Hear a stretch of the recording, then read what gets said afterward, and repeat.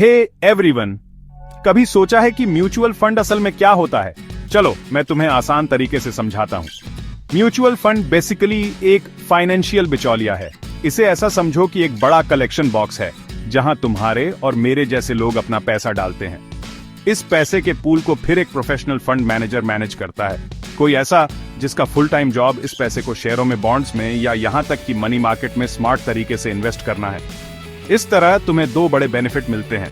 तुम्हारा पैसा समय के साथ बढ़ सकता है और तुम्हें डिविडेंड्स या इंटरेस्ट के जरिए रेगुलर इनकम भी मिल सकती है। अब जब तुम एक म्यूचुअल फंड में इन्वेस्ट करते हो तो तुम्हें बदले में यूनिट्स मिलते हैं। हर यूनिट की वैल्यू को NAV कहते हैं, जिसका मतलब है नेट एसेट वैल्यू। NAV कैसे कैलकुलेट होता है? ये सिंपल है।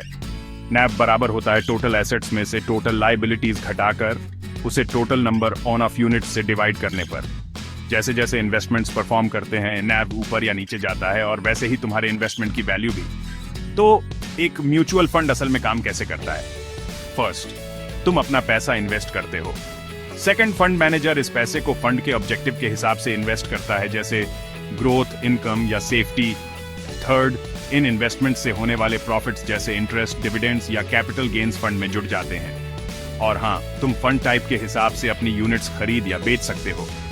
टाइप्स की बात करें तो कुछ मेन टाइप्स हैं। ओपन एंडेड फंड्स तुम्हें कभी भी इन्वेस्ट या विड्रॉ करने देते हैं। क्लोज एंडेड फंड्स एक पीरियड के लिए लॉक होते हैं। इंटरवल फंड्स स्पेसिफिक इंटरवल्स पर ट्रांजैक्शंस की परमिशन देते हैं। इन्वेस्टमेंट वाइज, इक्विटी फंड्स शेयरों पर फोकस करते हैं, high risk high return. Date funds bonds के लिए जाते हैं, lower risk stable returns. Hybrid funds दोनों को मिक्स करते हैं और money market funds short term safe parking के लिए होते हैं। म्यूचुअल फंड्स क्यों चुने? तुम्हें प्रोफेशनल मैनेजमेंट मिलता है, डाइवर्सिफिकेशन, पैसा आसानी से निकालने के लिए लिक्विडिटी, तुम SIP से छोटी शुरुआत कर सकते हो, ट्रांसपेरेंसी और SEBI द्वारा रेगुलेशन। लेकिन याद रखना, रिटर्न की गारंटी नहीं होती, फीस होती है और कुछ फंड्स तुम्हारे पैसे को कुछ समय के लिए लॉक कर सकते हैं। चलो एक एग्जांपल लेते हैं।